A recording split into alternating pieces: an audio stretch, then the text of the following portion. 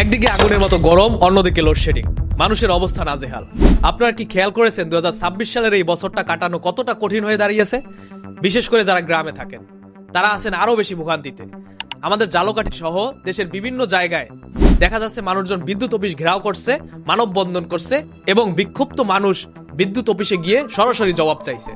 আর এই বিষয়ে সরকারকে এখনই গুরুত্ব দিয়ে দেখা দরকার। যদি এই ভোগান্তি দীর্ঘদিন চলতে থাকে তাহলে মানুষের ক্ষোভ আরো বাড়বে। আজ যেটা মানববন্ধন, কাল সেটা বড় ধরনের গণবিক্ষোভ বা মবের রূপ নিতে পারে।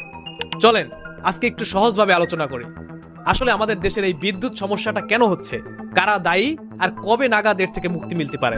দেখেন, আমাদের দেশে বিদ্যুতের দৈনিক যে চাহিদা সেটা প্রায় 15 থেকে 17,000 মেগাওয়াট পর্যন্ত উঠে যাচ্ছে, কিন্তু সমস্যাটা হলো আমাদের উৎপাদন আটকে আছে 13,000 থেকে 14,000 মেগাওয়াটের মধ্যে। ফলে প্রতিদিন প্রায় 1200 থেকে 3,000 মেগাওয়াট বিদ্যুৎ পর্যন্ত ঘাটতি থাকছে।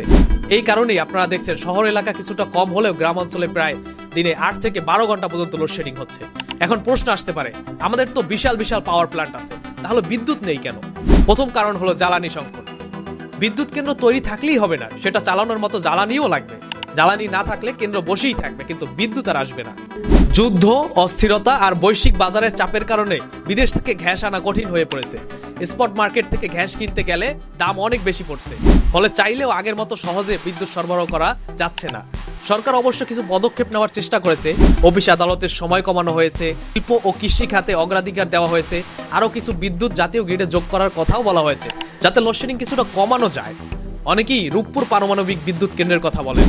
তো ভালো খবর হলো সেটা বড় অগ্রগতি হচ্ছে এবং এটা বাংলাদেশের জন্য অবশ্যই আসার খবর। তবে বাস্তবতা হলো এখানে যদি আজ ফুয়েল লোডিং শুরু হয় তবে কাল থেকেই বিদ্যুৎ পাওয়া যাবে না। তাই মেইন কথা হলো আপাতত এইভাবেই জনগণকে কাটাতে হবে, কারণ দ্বিতীয় কোনো পরিকল্পনা নেই। দীর্ঘমেয়াদে যদি সত্যিকারই সমাধান চাই তাহলে শুধু নতুন বিদ্যুৎ কেন্দ্র বানালেই হবে না, গ্যাস সরবরাহ নিশ্চিত করতে হবে, আর্থিক শৃঙ্খলা আনতে হবে, সৌর বিদ্যুতের দিকেও নজর দিতে হবে, সিস্টেম লস কমাতে হবে এবং পুরো বিদ্যুৎ খাতকে পরিকল্পিতভাবে চালাতে হবে। আরেকটা বিষয় যেটা নিয়ে সাধারণ মানুষের মনে প্রশ্ন আছে, একদিকে বিদ্যুতের দাম ধাপে ধাপে বাড়ানো হচ্ছে, অন্যদিকে মানুষ সেই অনুযায়ী সেবা পাচ্ছে না। মানুষ যদি বেশি বিল দেয় তাহলে স্বাভাবিকভাবেই মানুষ নির্বিচ্ছিন্ন বিদ্যুৎ আশা করবে, কিন্তু বাস্তবে দেখা যাচ্ছে দাম বাড়ছে অথচ লোডশেডিং কমছে না।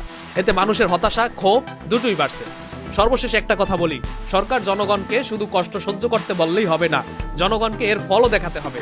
আপনারা এখন এমন সুযোগ জনগণকে করে দিয়েন না যেন জনগণ এই কথা বলার সুযোগ পায় যে শেখ হাসিনাই ভালো ছিল।